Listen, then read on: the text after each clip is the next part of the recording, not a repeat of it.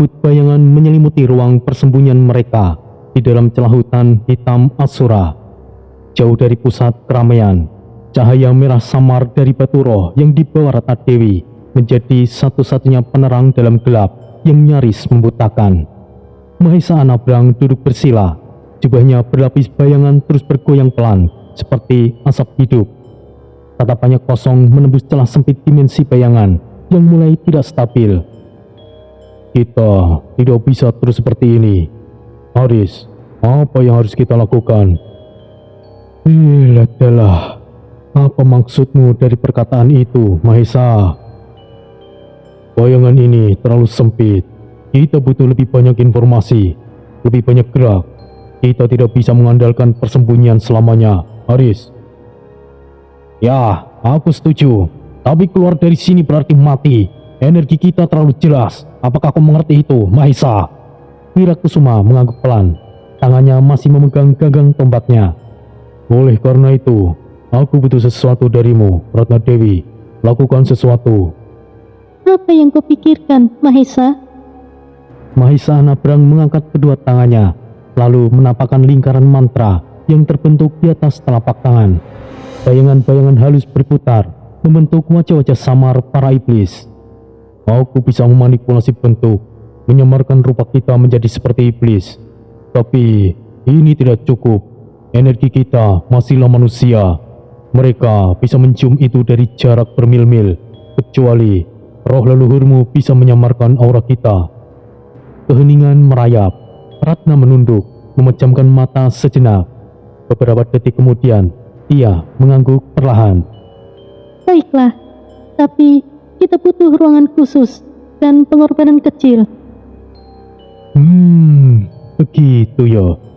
Jika ini jalan yang terbaik, maka ayo kita lakukan sekarang juga. Sebuah lingkaran ritual dibentuk dari darah dan debu tulang, dibingkai bayangan pekat dan api roh putih. Angin di sekitar tempat itu mulai berputar kencang, meskipun langit tetap gelap dan tidak berbintang. Ratna Dewi berdiri di tengah, tongkat rohnya memancarkan aura putih lembut. Di sekelilingnya, roh leluhur berdatangan, transparan, suci namun garang. Mahesa Anabrang berdiri di seberang, tubuhnya berlapis oleh gelombang bayangan seperti gelas cair hitam. Mereka mengangkat tangan secara bersamaan. Dua energi bertabrakan di udara, putih dan hitam, suci dan gelap, dan membentuk lapisan ilusi yang padat. Tubuh Aris, Bayu Sagara, Wirakusuma, dan Putra Sidan yang berada dalam lingkaran mulai berubah, lalu transformasi dimulai. Aris menjadi iblis bertanduk dua, pendek, kulit keperakan gelap, dan mata merah menyala. Jubah pusakanya berubah menjadi zirah ringan dan sisik api, masih memancarkan aura pemimpin, tapi kini selaras dengan dunia iblis. Bayu Sagara, wujudnya berubah menjadi iblis bersayap hitam transparan, kulitnya kebiruan dengan semburat arus laut di bawah permukaannya. Matanya berkilat hijau, suaranya seperti angin topan saat ia berbicara. Ratna Dewi, bahkan dalam penyamaran, ia masih tampil dengan anggun. Rambutnya berubah menjadi untaian kabut putih panjang, tanduk kecil melengkung di belakang, dan mata putih bersinar lembut. Aura spiritualnya tetap kuat, namun kini disamarkan.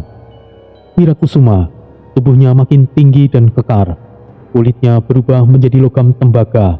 Ia terlihat seperti iblis penjaga kuil perang, dan mata bersinar emas dan tombak yang kini berlapis api hitam. Mahesa Anabrang, bentuknya nyaris tidak terlihat, seperti iblis bayangan murni. Ia menyatu dengan kegelapan.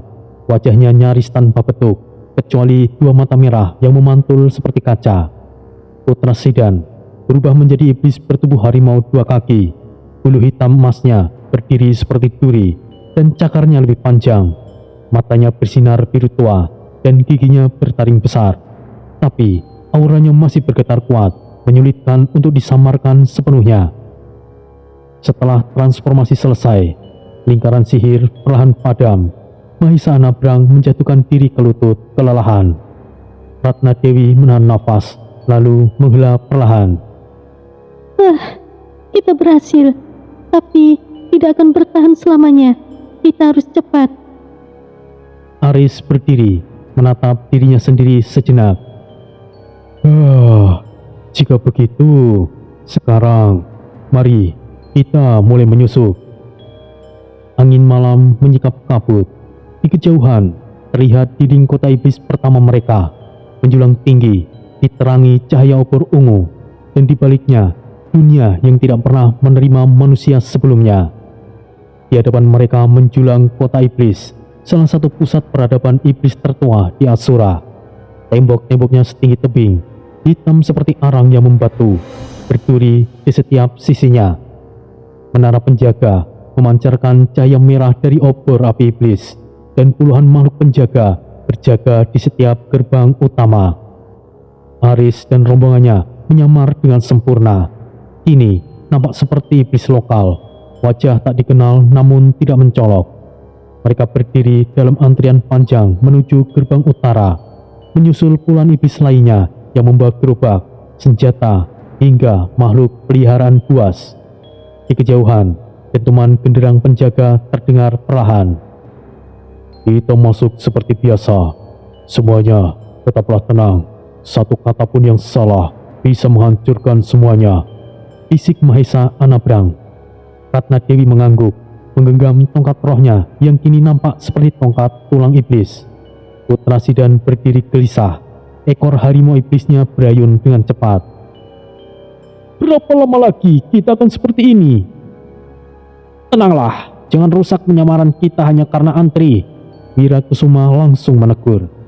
Barisan perlahan maju. Saat rombongan mereka hanya tinggal 3 giliran di baris depan, terdengar suara dari penjaga. Scan aura, satu persatu, tidak ada pengecualian.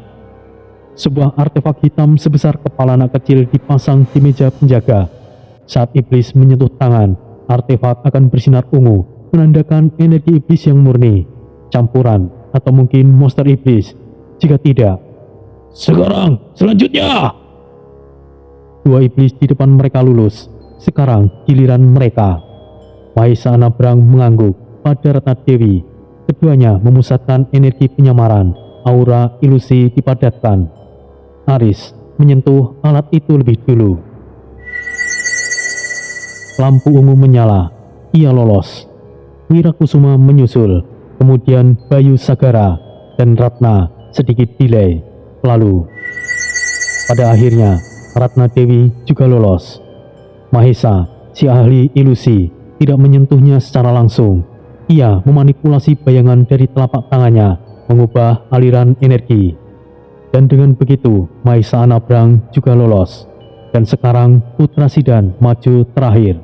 Ia ragu, kepalanya menunduk, dan detak jantungnya terdengar keras. Penjaga menatapnya dengan curiga. Kenapa diam? Sentuh alatnya, cepat! Putra Sidan menatap penjaga itu dengan tajam. Kau terlalu cerewet, diamlah! Apa maksudmu? Kau cari ribut? Dan saat itu, sesuatu terjadi. Putra Sidan memukul meja dengan keras. Energi spiritual keluar tanpa terkontrol. Aura suci dari leluhurnya menyembur dari tubuhnya. Artefak pendeteksi meledak. Penjaga terhempas ke belakang. Tubuh putra kini bergetar hebat. Ilusi bayangan hancur. Wujud asli setengah liatnya nampak. Harimau hitam bertaring pedang. Tubuh berapi biru. Para iblis di sekitar menjerit. Belonceng darurat langsung dibunyikan. Manusia! Ada manusia! Pasukan iblis menyerbu dari menara. Panah sihir ditembakkan, liga di gerbang ditutup. Keluar dari sini, sekarang formasi bertahan. Aris langsung berteriak. Aris mencabut tombak pencono jagat, ujungnya berkilau seperti matahari. Ia menebas satu pasukan iblis, menciptakan ledakan energi bumi yang menggetarkan tanah. Wirakusuma mengaktifkan tombak Siliwangi. Tubuhnya diselimuti aura harimau putih. Ia menusuk satu iblis raksasa. Tubuh musuhnya terbelah 2. Ratna Dewi mengangkat tongkatnya tinggi-tinggi. Roh leluhur, lindungi kami. Puluhan roh keluar dari tanah, membentuk perisai spiritual yang menghentikan rentetan panah sihir. Mahesa Nabrang melompat dari bayangan ke bayangan, menusuk leher para pemanah dari belakang dengan senjata bayangan murni. Putra Sidan langsung meraung. Tidak ada pilihan lain. Lengkas!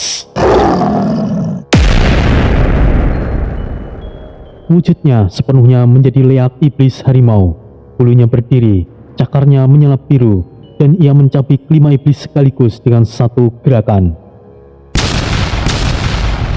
Darah muncrat, daging iblis berserakan, tanah menjadi merah, namun jumlah musuh terlalu banyak.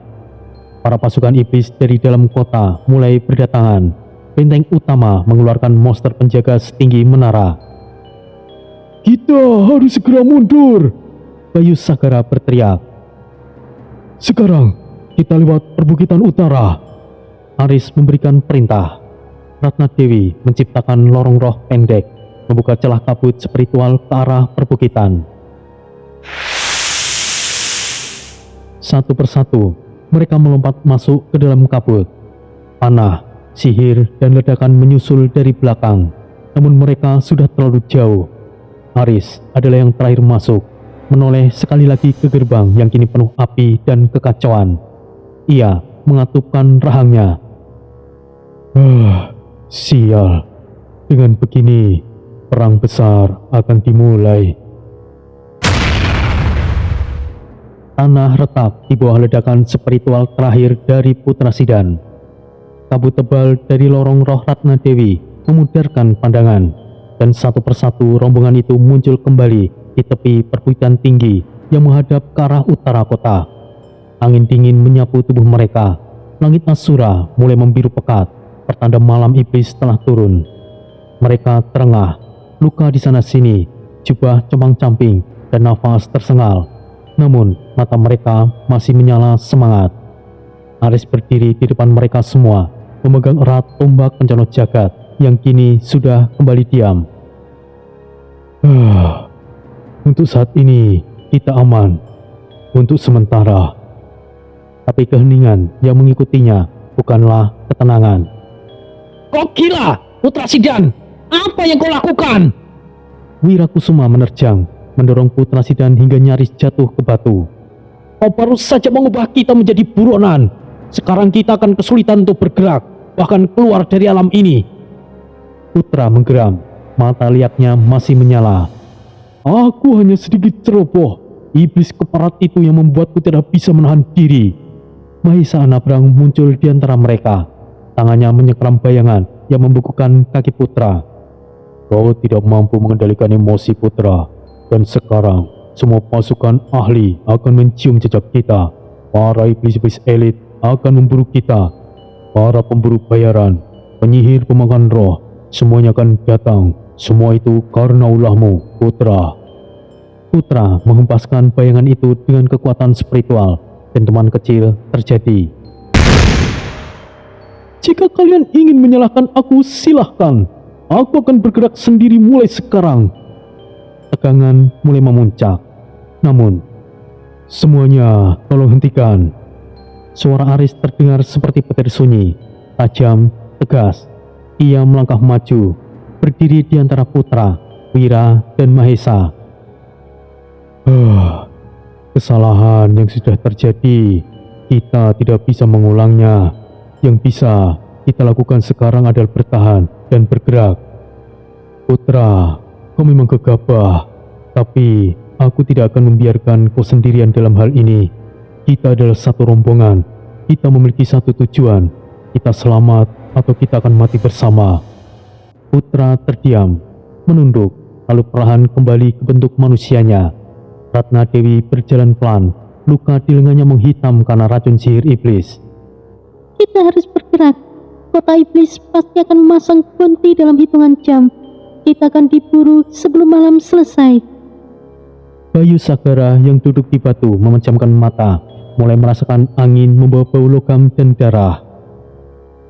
Ya, mulai sekarang pergerakan kita akan semakin sulit. Di pusat kota iblis, di pusat kota, menara pengumuman menyala merah. Pengumuman darurat. 6 manusia ditemukan di alam Asura. Buronan paling berharga. Tangkap hidup atau mati. Ratusan bounty hunter, iblis lapangan, klan pemangsa jiwa, dan kolektor roh berkumpul. Kembali ke sisi Aris dan rombongannya. Mereka membentuk lingkaran di puncak bukit. Mahesa membuka peta dimensi bayangan. Jalur-jalur gelap yang tidak bisa mereka pakai untuk menyusup ke area tersembunyi. Kita harus menghindari kota. Fokus ke jalur perbukitan dan hutan terlarang. Kalau kita tidak bisa mencapai reruntuhan kuil tua di barat laut, kita bisa bersembunyi di sana sementara waktu. Wira mengangguk. Dan kita butuh suplai. Kita kehabisan batu roh dan darah pelindung. Satu-satunya cara bertahan adalah kita mulai memperlakukan alam ini seperti di mana kita tinggal. Kita harus cepatnya beradaptasi. Aris menatap ke arah timur. Di kejauhan, tempat gunung-gunung berduri menjulang tinggi. Kita sudah masuk ke dalam neraka. Tapi, jika kita terus bersatu, kita bisa menulis ulang takdir, bahkan di tempat yang paling gelap sekalipun. Angin di alam Asura menggema. Langit kelam menatap mereka. Api semangat masih belum padam. Di tengah puncak tertinggi alam iblis Asura, berdiri istana kegelapan Duraktural, bangunan setinggi langit yang dibangun dari tulang-tulang naga iblis dan logam berdarah. Petir hitam menyambar di langit yang tidak pernah cerah, dan udara di sekitarnya bergetar oleh kekuatan spiritual murni yang tidak akan pernah padam. Di dalam tahta bermahkota api iblis hitam, duduk sosok agung bernama Rajardos. Kulitnya seperti baja berurat mahma, matanya kosong namun menyala ungu pekat, dan di sekelilingnya suara-suara arwah menangis tanpa henti, jiwa-jiwa yang ia simpan dalam tubuhnya. Seekor iblis pengintai, sayapnya compang-camping, berdiri gemetar di hadapan sang raja. Ya, yang mulia, berita dari kota terdekat telah terbongkar. Manusia, 6 dari mereka menyusup ke alam kita. Rajardos tidak langsung menjawab. Ia hanya memeringkan kepalanya sedikit, mengerjapkan mata sesekali. Oh, menarik. Manusia. Tidak pernah aku sangka 6 manusia masuk ke alam Asura. Mereka tidak dibakar oleh gerbang dimensi. Mereka tidak terkoyak oleh energi murni kita, dan mereka bertahan dan lolos. Luar biasa. Mereka kabur, tapi kota terdekat telah memburu. Beberapa penjaga telah terbunuh. Beberapa penghuni ketakutan mengingat ramalan bahwa jika seorang manusia tiba di alam iblis Asura, maka kehancuran akan segera datang, tuanku. Ketakutan bukanlah kelemahan. Ramalan hanyalah omong kosong. Rajardos berdiri, tubuhnya menjulang, dan dengan satu langkah, langit-langit istana bergetar. Ia menoleh ke samping, dan dalam gelombang energi, 3 bayangan muncul. 3 jenderal iblis terkuat. Temukan mereka, bawa mereka hidup-hidup jika mungkin. Jika tidak, hancurkan mereka. Apakah kami harus mengerahkan seluruh kekuatan, tuanku? Tidak, ini hanyalah gangguan kecil. Tapi, jika manusia itu benar-benar bisa masuk ke alam Asura, maka jangan biarkan ancaman tumbuh dan jangan pernah gagal. Kami akan menangani mereka, yang mulia. Darah manusia, lama sekali aku tidak mencicipinya. Ingatlah, kalian tidak boleh gagal. Kalian akan menjadi makanan para iblis tua itu jika gagal. Apa kalian mengerti? Kami mengerti, tuanku. 3 jenderal iblis itu membungkuk dan menghilang ke bayangan. Dajjal, dewa iblis, dan sekarang manusia. Asura mulai ramai.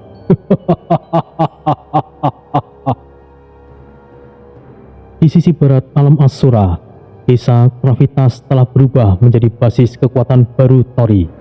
Ia duduk di atas batu besar di pusat desa, menyusun laporan dari para pengintai. Seorang iblis berarmor tipis membungkuk di hadapannya. "Oh, kepala desa, sekelompok manusia ditemukan di kota sebelah. 6 orang. Mereka sekarang sedang diburu. Aku dengar ada bounty besar atas kepala mereka, kepala desa." Tori tidak menoleh. Ia memandang ke arah puncak gunung jauh di timur. "Manusia." "Benar, kepala desa. Tidak ada manusia yang pernah bertahan di Asura sebelumnya. Ini mengejutkan seluruh lapisan wilayah." Tori hanya menghela nafas. "Aku tidak tertarik. Carikan aku peta lokasi Palu Gegana. Itu lebih penting." Baiklah. Segera, kepala desa." Red Baron yang berdiri di belakangnya bersandar pada kampak besarnya. "Jika itu manusia, aku rasa mungkin itu Aris dan rombongannya, Tori." "Jangan berspekulasi. Kita tidak tahu dan aku tidak suka membagi fokus." "Tapi Red Baron memang benar. Dunia ini akan benar-benar terbakar jika mereka adalah Aris, kakakmu, Tori." Jika mereka ingin bertahan, mereka akan muncul pada waktunya. Saat ini, Palu Gegana jauh lebih penting. Di sisi lain, di balik reruntuhan desa tua, jauh di arah selatan, Sura berdiri di tepi menara kayu yang rusak, memandangi obor iblis yang baru saja dinyalakan oleh anak buahnya. Azel mendekat. Tuanku, kami mendapat kabar manusia telah masuk ke alam Asura. Mereka 6 orang, diburu di seluruh pasukan elit kerajaan." Sura tidak langsung menjawab. KL berbicara pelan, matanya menyala merah. "Apa kita tidak tertarik? Mereka cukup langka dan mungkin itu berharga." Sura memejamkan mata, senyum dingin tersungging di bibirnya. "Jika dunia ingin meledak, aku tidak akan mencampuri percikan kecil. Aku adalah gelombangnya." Banyak kepala desa mulai mengejar mereka, Tuan. "Mungkin untuk saat ini, kita tidak perlu ikut campur masalah remeh seperti itu. Kita fokus dengan tujuan utama kita." Langit Asura kembali bergetar oleh petir. Jaringan iblis semakin merapat. Perburuan manusia telah dimulai. Sementara itu, di dunia bawah, langit di atas kota iblis dalam selalu merah kelam, seperti luka lama yang tidak pernah sembuh. Di bawahnya, dunia terjerumus dalam lorong-lorong batu tajam dan bangunan-bangunan iblis yang berdiri seperti gigi raksasa. Uap beracun mengepul dari selokan yang mengalir darah dan kotoran makhluk dunia gelap. Ribuan iblis berkeliaran, dari yang berkepala 3 hingga yang mereka bermata namun berbau pembunuhan. Kota itu bukan tempat untuk manusia, bahkan makhluk gaib pun enggan tinggal lebih lama. Namun di balik lorong sempit di jembatan batu merah, 2 sosok bertudung gelap berjalan perlahan. Langkah mereka nyaris tanpa suara. Desta, pemuda berwajah tajam dengan mata penuh tekad, dan Suyoto, pria parubaya dengan sorot mata penuh kebijaksanaan dan bahaya, menyusup di antara bangunan dan kerumunan tanpa menarik perhatian. Tubuh mereka diselimuti kabut halimun, ilmu gaib tingkat tinggi peninggalan para resi Lawu, yang membuat keberadaan mereka bagaikan angin tipis di tengah badai. "Lurus, lewat pasar iblis itu, dan nanti belok kiri ke arah Menara Tulang," bisik Suyoto tanpa menoleh. Suaranya hampir tidak terdengar, hanya getaran halus yang mengalir ke telinga Desta lewat mantra bisikan batin. Desta hanya mengangguk, matanya tajam menyapu sekeliling. Pasar yang mereka lewati menjual barang-barang mengerikan. Botol berisi mata manusia, jimat dari tangan, bahkan kepala manusia yang tertawa. Tapi mereka tidak punya waktu untuk jijik ataupun takut. Misi mereka jelas, menghidupkan kembali api Komarageni, ajian suci yang kini hanya sisa bara di dalam tubuh Desta. Ajian itu sebenarnya sanggup membakar benteng iblis tanpa meninggalkan abu. Namun kini, ia butuh bahan pemicu baru, intisari hitam atau dari teratai hitam Asura, bunga langka yang hanya mekar sekali dalam 1 abad di dasar kawah terdalam di kota iblis Xinjiang. Mereka terus melangkah, 1 langkah, 2 langkah, Setiap gerakan mereka sangat diperhitungkan. Tapi ilmu Halimun Suyoto meskipun kuat mulai bergetar di pinggiran pengaruh energi iblis yang menebal. Tiba-tiba seekor iblis penjaga melintas tak jauh dari mereka. Matanya bersinar merah terang, lidahnya menjulur seperti cambuk. Ia berhenti sejenak, mengendus udara. Jantung Desta berdegup dengan kencang. "Diam, jangan tahan aura spiritualmu, ponakanku." Desta menahan nafas. Detik terasa seperti menit. Iblis itu meraung kecil, namun akhirnya pergi. Tubuhnya menyerap ke tanah seperti lumpur hidup.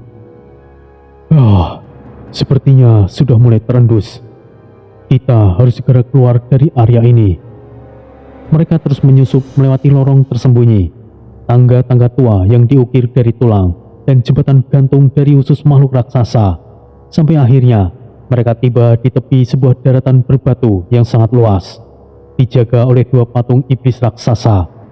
Di hadapan mereka terbentang sebuah gerbang raksasa, tingginya mungkin 100 meter, terbuat dari batu merah tua yang menghitam di bagian bawahnya. Gerbang itu tidak terlihat seperti bagian dari kota biasa, melainkan seperti jalan masuk ke neraka itu sendiri. "Apa ini, Paman? Gerbang menuju kemana?" "Aku belum pernah melihat sampai sejauh ini, ponakanku. Tapi rasanya ini bukan sekedar batas kota." "Ya, aku tahu siapa yang bisa menjawab ini, Paman. Bapak Sil!" Udara di depan mereka bergetar. Lalu dari bayangan batu muncul cahaya emas lembut yang perlahan membentuk tubuh seekor singa emas berjanggut putih, bermata teduh namun menggetarkan. Tubuhnya dikelilingi aura kuning bercampur merah menyala. "Bapak Sil, kami butuh pengetahuanmu. Menurutmu, gerbang apa ini, Mbah?" Singa itu mengangguk pelan. Suaranya berat dan dalam, namun lembut. "Sudah waktunya, Nak. Sudah jauh kau melangkah. Kau berada di gerbang yang tidak banyak diketahui, bahkan oleh penghuni alam iblis itu sendiri." Suyoto menunduk hormat. "Atai Swangsa, leluhur, mohon petunjuknya." "Panggil saja aku Basil. Itu sudah cukup, Nak. Dengar, gerbang ini adalah batas terakhir antara kota iblis dalam dan lembah inti hitam, tempat semua pusat energi kegelapan bertemu. Di baliknya ada 3 penjaga, 3 gerbang ujian, dan 1 jalan menuju kawah tempat teratai hitam tumbuh." "Jadi ini gerbangnya ke tempat teratai itu, Mbah?" "Itu benar, Nak. Tapi ingatlah, setiap gerbang bukan hanya penghalang fisik. Gerbang pertama, asap, akan memaksamu menghadapi masa lalu kelammu. Kedua adalah batu, akan membuatmu bertarung dengan dirimu sendiri. Dan di gerbang ketiga, akan memisahkan kalian." "Memisahkan kami? Maksudnya apa, Bapak Sil?" "Gerbang sunyi. Gerbang itu akan menguji ketakutan terdalam, yaitu kehilangan. Tidak semua bisa melewatinya tanpa meninggalkan sebagian dari jiwanya." Desta mengepalkan tangannya. "Kalau begitu, harga yang harus dibayar, aku siap. Komara Geni untukku sendiri. Ini adalah api semangat Nusantara." Singa emas itu menatapnya dalam-dalam, lalu tersenyum. "Jika begitu, masuklah, Nak. Tapi jangan lupa, api paling murni selalu lahir dari luka yang terdalam." Dengan geraman lembut dari Mbah Basil, gerbang raksasa itu mulai terbuka perlahan. Kabut tebal hitam keluar dari sela-sela pintunya. Angin panas berembus deras ke wajah Desta dan Suyoto. Singa emas itu mulai memudar. "Langkahmu kini bukan untuk kembali, tapi untuk menyala lebih terang. Berhati-hatilah, Nak." Suara Mbah Basil terdengar untuk terakhir kalinya sebelum tubuhnya menghilang sepenuhnya dalam cahaya. Desta dan Suyoto saling pandang, tidak perlu berkata-kata. Mereka tahu jalan itu adalah jalan satu arah. Dengan langkah pasti, keduanya melangkah masuk ke balik gerbang batu. Dunia di dalamnya bukanlah sekedar gelap, tetapi juga mengandung sesuatu yang jauh lebih dalam. Resonansi energi leluhur, suara bisikan iblis, dan denyut tanah yang memanggil. Dan dengan itu, perjalanan mereka menuju pusat kawah dan pembangkitan api Komarageni pun dimulai. Tanah di balik gerbang batu raksasa itu gelap, seperti abu yang lupa padam. Udara di sana lebih berat daripada sebelumnya, seolah gravitasi dunia telah berlipat ganda. Setiap langkah terasa seperti menyeret tubuh melawan lautan lumpur hitam yang tidak terlihat. Kabut tipis bergulung perlahan di tanah, membawa aroma tanah terbakar dan tulang busuk yang membusuk selama ribuan tahun. Desta dan Suyoto berdiri di ambang dunia yang tidak lagi serupa dengan kota iblis sebelumnya. Di hadapan mereka terbentang daratan luas dan sunyi, kosong tanpa bangunan, tanpa suara, tanpa cahaya kecuali kilatan samar dari arah kejauhan. "Paman, kenapa di sini sangat sepi?" "Ini bukanlah kota biasa, Desta. Xinjiang yang terdalam. Kota yang sudah ditinggalkan bahkan oleh penghuni iblis itu sendiri. Tapi justru tempat sunyi seperti inilah yang paling berbahaya, ponakanku." "Bapak Sil, bagaimana menurutmu?" "Nak, aku hanya bisa membimbing hingga gerbang utama. Setelah ini kalian harus berjalan sendiri. Kekuatan teratai hitam hanya mengakui jiwa yang telah ditempa, bukan hanya keberuntungan. Di alam leluhur sedang terjadi pertarungan yang besar. Jadi, aku tidak bisa berlama-lama di sini, nak. Semoga kalian beruntung," ujar Mbah Basil. "Kami paham, Mbah Basil." Singa emas itu menatap Desta dengan lembut, lalu tubuhnya perlahan larut ke dalam cahaya dan menghilang ke dalam dimensi yang berbeda. "Sial, sepertinya peperangan sudah mulai pecah di dunia atas." "Maka dari itu, ponakanku, kita harus cepat." Tiba-tiba, bumi di depan mereka bergetar ringan. Kabut tebal terbagi, memperlihatkan sebuah gerbang batu yang lebih kecil, berukir simbol-simbol api kuno dan lambang iblis yang sudah terhapus usia. Desta dan Suyoto menatap gerbang itu. "Gerbang pertama, ini adalah gerbang asap. Bersiaplah, ponakanku." "Aku siap, Paman." Gerbang itu perlahan terbuka, dan dari dalamnya menyembur kabut pekat, menyelimuti segalanya seperti kabut perak bercampur abu hitam. "Desta, aku duluan. Sepertinya kita harus masuk satu persatu." "Tapi, bagaimana jika... Hei, Paman!" Desta hendak menahan, tapi Suyoto sudah melangkah masuk. Tubuhnya menghilang seketika dalam kabut. Suyoto berjalan sendirian dalam dunia abu. Ia tidak bisa melihat apa-apa selain siluet-siluet samar yang melintas seperti bayangan. Kabutnya dingin, namun terasa menyentuh hati langsung. Kemudian suara terdengar. Suyoto, Suyoto suamiku." Suyoto membeku. Dari balik kabut muncul sosok perempuan, istrinya. Wajahnya seperti dulu, matanya lembut, senyumannya begitu teduh. "Kenapa kau tinggalkan aku sendirian? Kenapa kau tinggalkan kami? Kenapa kau memilih jalan yang rumit? Bukanlah memilih kami, suamiku." Kau hanyalah ilusi. Jika dikira aku akan terhanyut akan hal ini. Namun, perempuan itu mendekat. Tubuhnya membara perlahan, hingga menjadi abu di depan matanya. "Semua yang kau pertahankan demi Nusantara. Tapi apakah mereka mengenalmu? Kau hanya mengorbankan kebahagiaan kami. Kau hanya akan mati sia-sia. Pada akhirnya semuanya akan hancur dan binasa." Tiba-tiba, di sekelilingnya berubah menjadi ladang perang. Ratusan manusia terbakar oleh api miliknya sendiri. Komarageni meledak di tengah kota. Jeritan anak-anak, tangis orang tua. Suyoto jatuh berlutut. Ini bukanlah kenyataan. Dan itu belum terjadi." "Kau telah gagal. Kau gagal, Suyoto. Kau gagal melindungi kami. Dan kau gagal dengan jalanmu." "Semuanya sudah ditakdirkan demi harapan baru, dan jalanku belum selesai." Ketika ia membuka matanya, semua kabut menghilang. Ia berdiri di depan gerbang kedua dan ujiannya telah selesai. Dan sementara itu di posisi Desta, ia masuk setelah pamannya keluar. Kabut menyambutnya dengan sunyi mematikan.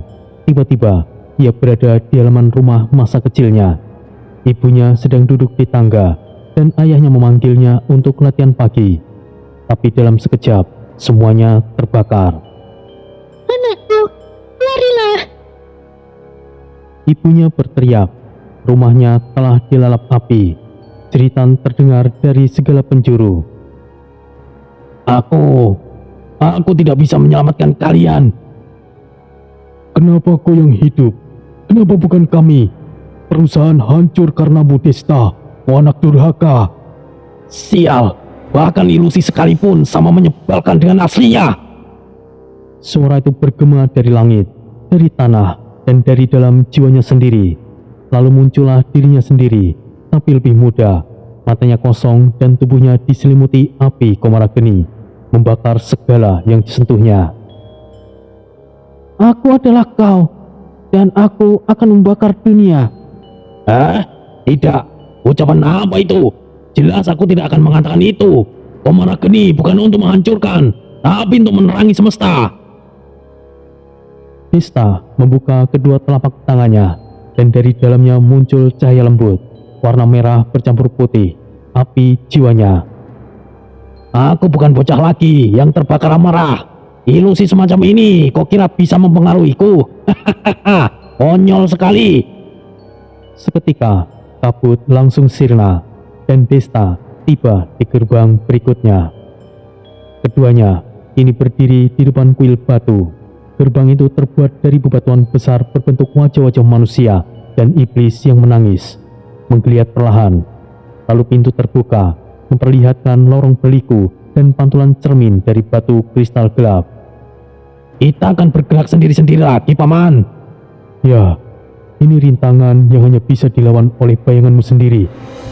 Desta menatap lorong batu itu, menanti, dan nafasnya mulai dalam. Baiklah. Jika begitu, aku sudah siap, Paman. Gerbang kuil batu berdiri menjulang dalam keheningan yang berat. Batu-batunya seolah hidup. Wajah-wajah tangis dan tawa yang terpahat di permukaannya mengelilingi para pejuang dengan lirikan yang mengikuti langkah mereka. Di bawah gerbang itu, tanahnya berkilau seperti kristal hitam yang dipoles dengan darah. Uap panas merembes dari celah-celah lantai, menciptakan ilusi kabut lembut yang bergerak pelan, menyusupi kulit dan pikiran. Desta dan Suyoto berdiri diam sejenak. Setelah ini, kita tidak hanya melawan ilusi, Desta, tapi melawan kemungkinan. Kemungkinan apa maksudnya, Paman? Bayangan yang kita lihat bisa jadi suatu jalan yang melenceng. Kuil batu, tempat para penempuh jalan mewujudkan versi terburuk dirinya. Aku tidak paham apa yang kau katakan, Paman. Gerbang menganga, dan dari dalam terdengar suara gemuruh rendah, seperti ribuan langkah kaki berjalan bersamaan. Oke, apapun itu, kali ini biarkan aku masuk lebih dulu, Paman. Aku ingin melihat seperti apa di dalam sana. Ponakanku, jika terjadi sesuatu, tetaplah tenang dan jangan menahan diri. Aku akan masuk setelahmu. Desta melangkah masuk, dan seketika pintu gerbang tertutup dan memisahkan mereka. Desta menelusuri lorong yang menyempit perlahan, hingga akhirnya ia tiba di sebuah ruangan berbentuk kubah. Seluruh dindingnya adalah cermin batu yang nyaris sempurna. Pantulan dirinya dari segala arah, seakan berada di tengah ruang kosong yang tidak terbatas. Ia melangkah satu langkah. Satu batu bergesekan terdengar. Dari dinding di hadapannya, satu sosok muncul, sama persis seperti dirinya. Wajah, pakaian, bahkan sesuatu warisan yang tergantung di pinggangnya. Tapi matanya berbeda. Kau lagi? Tentu, aku adalah semua yang selama ini kau tolak. Semua rasa marah yang telah kau tekan. Semua keinginan yang kau sebut dosa. Aku datang untuk menyempurnakan Komarageni, bukan untuk menyerah padamu, tahu? Kau yakin apa yang membuatmu layak? Berapa banyak yang telah kau biarkan mati karena kau terlalu lambat, terlalu ragu. Bahkan pamanmu akan mengorbankan dirinya karena kau tidak cukup kuat. Diam, berhentilah bicaramu kosong. Kemarilah jika ingin bertarung. Baiklah, majulah. Niating Sun Ajiku, kemana kini? Bayangan Desta langsung menyerang. Niating Sun Ajiku, kemana kini? Percikan api meledak dari benturan dua energi yang identik namun bertolak belakang. Pertarungan terus dimulai. Bayangan Desta jauh lebih agresif, penuh kemarahan dan kecepatan. Setiap gerakannya mengincar titik lemah Desta, jantung, tenggorokan, dan sisi kanan yang lemah akibat luka lama. Namun Desta bertahan, mengimbangi bukan dengan amarah, tapi dengan kendali. Kau pikir Komarakeni bukan sekedar kekuatan? Ini adalah pengetahuan, kesadaran, bukan untuk membalas dendam. Gumam Desta di sela-sela pertarungan. Bayangan itu menjerit. Tapi akulah bagian dirimu yang ingin membalas, yang ingin membakar seluruh alam iblis. Aku adalah apa yang bisa menyelamatkanmu dari pengorbanan sia-sia ini? Desta menghentak tanah dengan kakinya, menciptakan gelombang panas dari dalam tubuhnya. Aku tidak butuh pembalasan. Aku hanya butuh satu tujuan. Niating Sun Ajiku, Komarapati. Keduanya saling melesat, saling menebas dan saling menghantam. Bayangan hitam dan cahaya merah bergulir cepat di dalam ruangan, menciptakan pusaran energi yang memekakkan telinga. Dan pada saat energi mereka bersilangan, sekali lagi Desta melompat ke belakang. Niating Sun Ajiku, geni surgawi. Api di dalam tubuhnya meledak keluar, bukan menyambar musuh, tapi menyelimuti dirinya sendiri. Api itu menenangkan, menyatu dengan dirinya, mempertegas siapa ia sebenarnya. Bayangan Desta mundur, perlahan mulai meleleh. Kalau kau benar bagian diriku, maka aku tidak akan membunuhmu. Tapi aku juga tidak akan mengizinkanmu menguasaiku. Ucap Desta perlahan maju.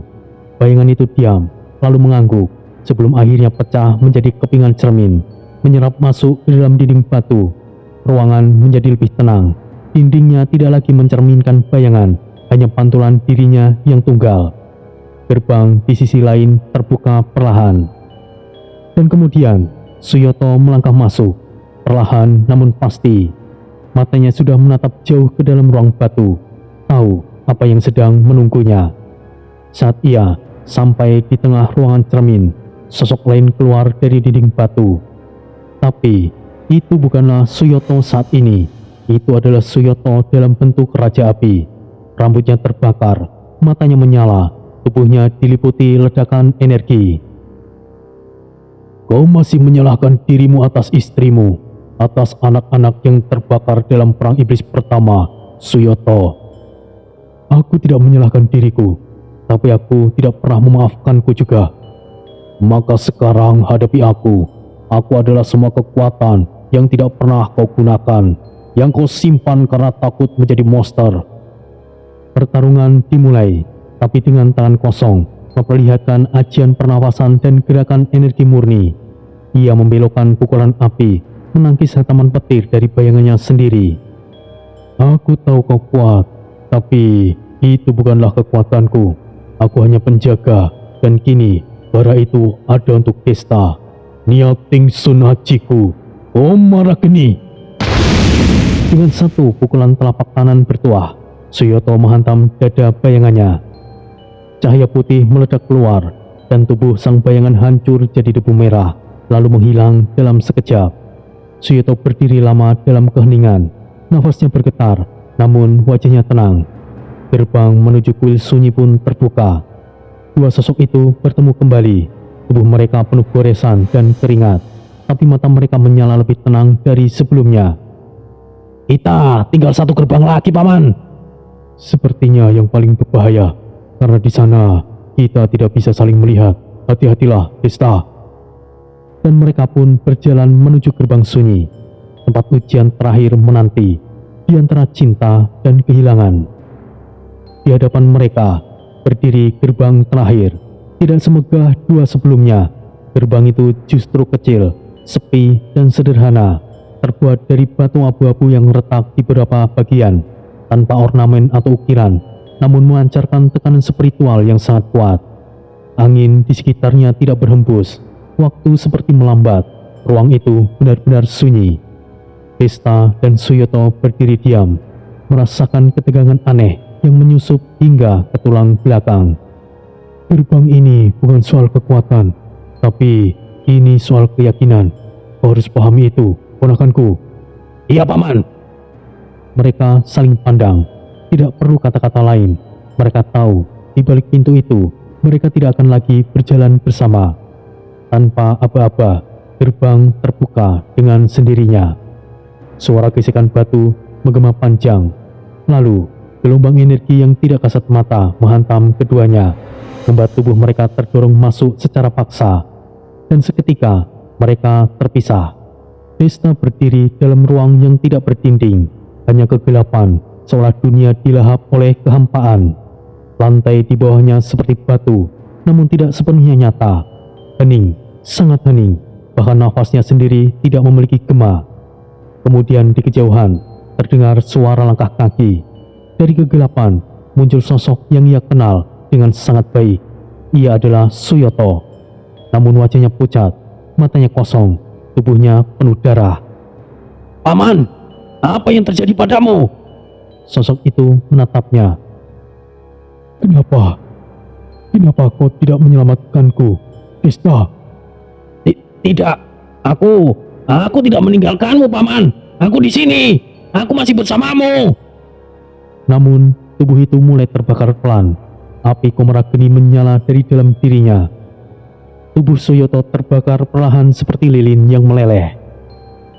Aku mati karena kau terlambat dan belum cukup kuat untuk menolongku, ponakanku. Seketika, api meledak dari sosok Suyoto palsu itu, dan ruangan berubah menjadi lautan api. Langit bergetar, tanah retak, Desta terhempas ke belakang, matanya memerah, dan energi dalam dirinya bangkit tidak terkendali.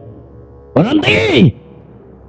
Api Komarageni mulai mengelilingi tubuhnya, menyala liar, berubah warna menjadi merah menjadi hitam.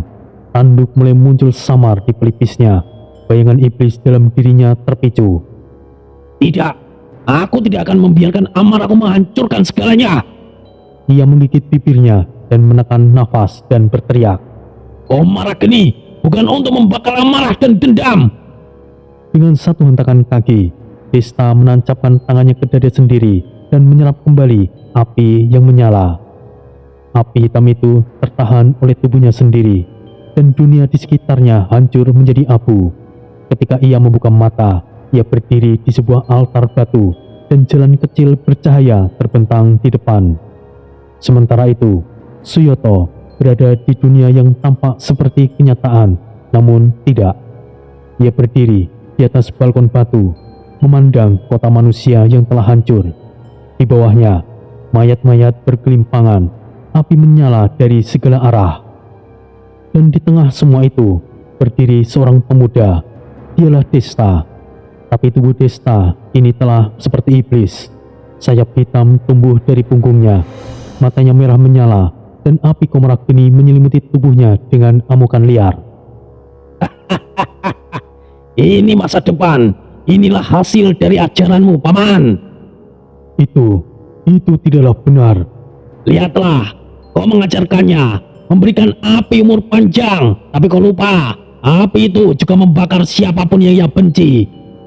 Paman, aku tidak butuh siapapun. Aku hanya butuh dunia untuk dibakar. Lalu, sosok iblis Desta itu mengangkat tangannya dan melemparkan bola api Komarageni yang masif ke arah Suyoto. Ledakan api menyapu segalanya, tapi saat asap menghilang, Suyoto berdiri di tengah kobaran, tenang. Ia mengangkat kedua tangannya ke depan dada, menyatukannya dan berseru secara lantang. Niating Sun Ajiku Komarageni. Api putih kemerahan meledak dari tubuhnya. menciptakan dinding cahaya yang membungkus seluruh ruangan. Api Desta, iblis dipaksa mundur, terdorong mundur oleh nyala suci yang murni. Suyoto berjalan pelan, melintasi kobaran api, mendekati bayangan Desta. Aku tahu kau punya potensi untuk menjadi api neraka, tapi aku juga tahu kau bisa menjadi cahaya peradaban. Aku tidak akan menyerah. Ia menyentuh dada sosok itu, dan tiba-tiba semua terbakar menjadi putih. Ketika Suyoto membuka matanya, ia berada di tempat yang sama dengan Desta, altar batu, dan di hadapan mereka, sebuah lingkaran batu raksasa, terukir dengan simbol-simbol kuno, menyegel sebuah danau hitam di tengah kawah terdalam. Di tengah danau itu, bunga teratai hitam Asura belum mekar.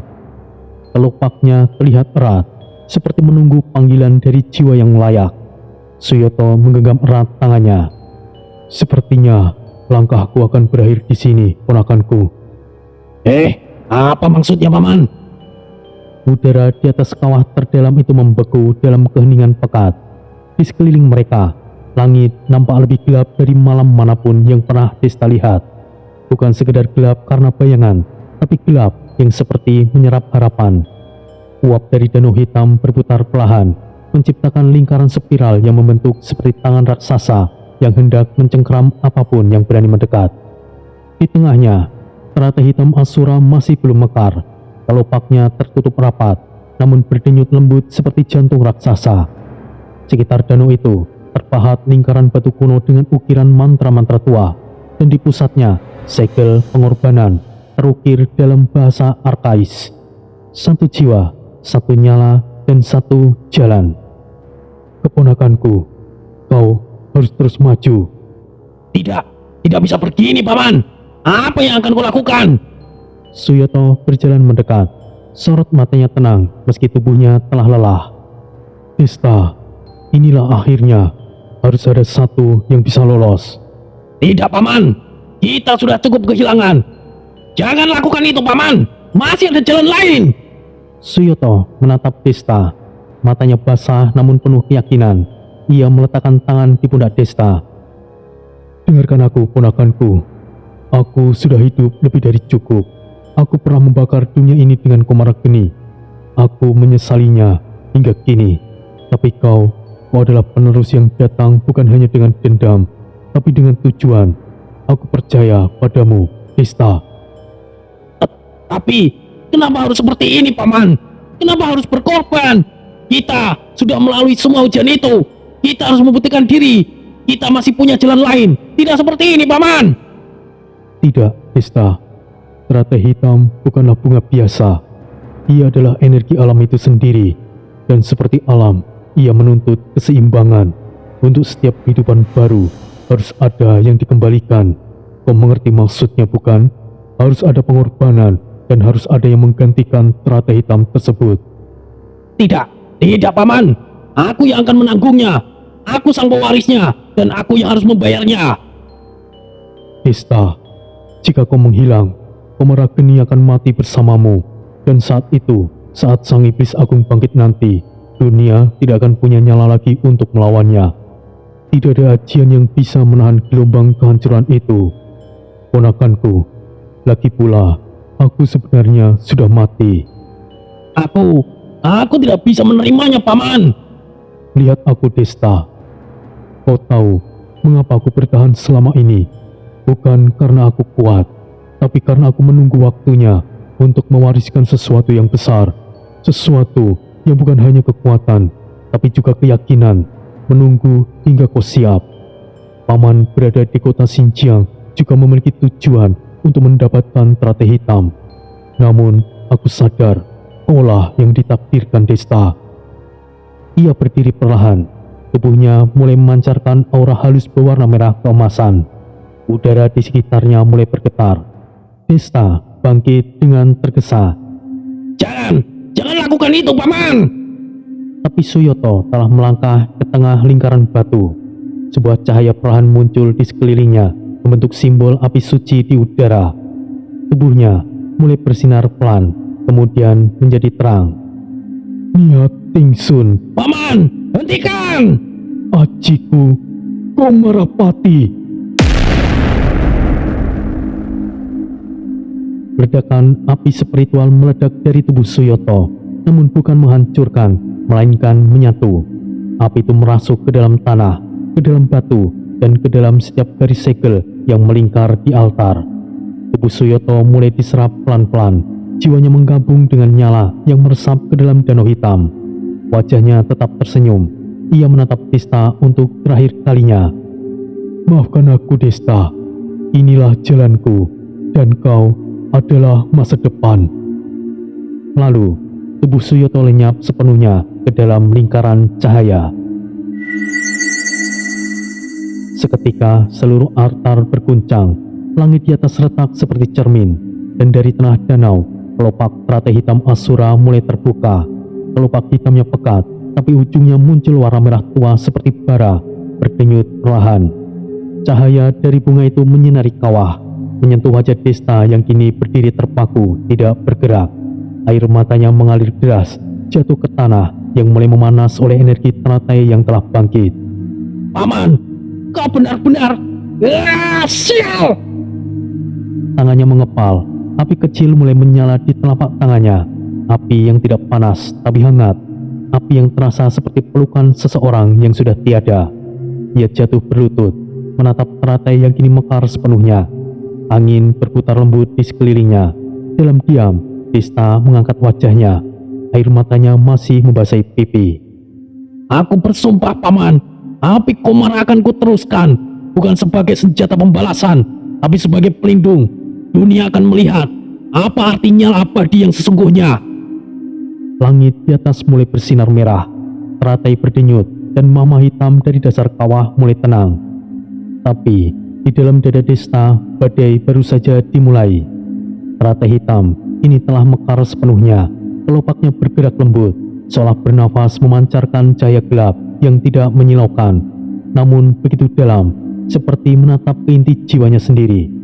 Api hitam menyala perlahan di ujung-ujung kelopaknya, dan di tengah bunga itu berdenyut sesuatu, inti sari hitam, esensi yang hanya bisa diambil oleh mereka yang melewati 3 gerbang jiwa. Desta berdiri di hadapan bunga itu. Tubuhnya masih gemetar, bukan karena takut, tapi karena kehilangan. Tatapannya kosong menatap kelopak-kelopak api yang berputar lembut. Dan di sela nafasnya yang berat, nama itu terus bergema dalam kepalanya. "Paman!" Angin halus berhembus, membawa aroma kayu terbakar dan bunga liar yang tidak berasal dari dunia iblis manapun. Kemudian ia melangkah. Setiap langkahnya mengirim riak cahaya dari tanah altar. Api kecil di telapak tangannya yang tadinya menyala, kini menyebar perlahan, mengikuti jalurnya. Ia sampai di tengah bunga dan meletakkan tangannya ke pusat teratai, dan seketika ledakan aura energi meledak dari tubuh bunga itu. Pusaran api hitam dan merah tua menjulang tinggi ke langit, menciptakan pilar cahaya gelap yang menembus awan kematian di atas Xinjiang. Seluruh kawah bergetar hebat, batu-batu di sekeliling meledak, mahma naik dari celah-celah danau, dan langit-langit mulai retak. Kilatan merah menyambar di kejauhan, bahkan di kota iblis tertinggi dan kuil-kuil iblis tersembunyi. Para iblis elit membuka mata mereka, merasakan getaran tak dikenal dalam jiwa mereka. Sementara itu, Desta masih berdiri dengan tangan menempel pada bunga, tapi tubuhnya kini tidak lagi manusia biasa. Api Komarageni menjalar dari telapak tangannya, menyelimuti seluruh tubuhnya, bukan membakar tapi memurnikan. Api jiwa leluhur. Tubuhnya memijar, namun bukan cahaya terang, justru gelap, dalam tetapi damai, seperti nyala api di malam sunyi yang tidak pernah padam. Rambutnya tergerai tertiup angin energi, matanya berubah menjadi merah berkilat emas, dan di belakangnya seolah muncul bayangan sayap api, samar tapi agung. Desta mengangkat tangannya, dan dengan isyarat kecil seluruh kawah bergolak diam. Ia berteriak bukan karena sakit, tapi sebagai pelepasan seluruh batas yang selama ini membelenggu dirinya.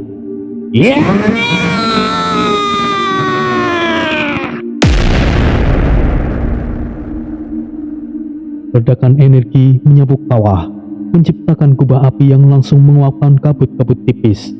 Bahkan suara-suara iblis yang biasa membisik dari balik batu kini terdiam. Namun, di tengah keheningan baru itu, suara lain terdengar. Sebuah suara dalam, tua, berwibawa, tapi bukan jahat. Anak muda, terima kasih. Desta membalikkan badan, terengah, api masih mengelilinginya, tapi perlahan mereda.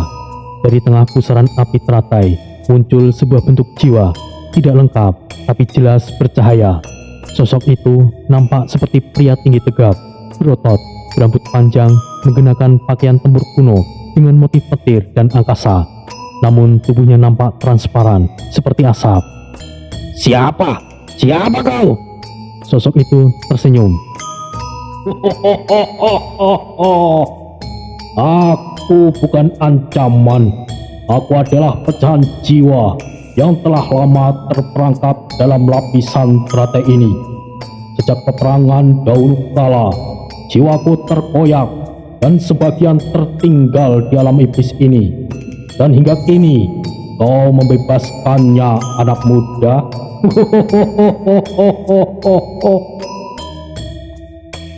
Lalu, kau itu siapa? Sosok itu menatapnya dalam-dalam. Aku hanyalah bayangan dari seseorang yang dulu dikenal di dunia atas sebagai Gatotkaca.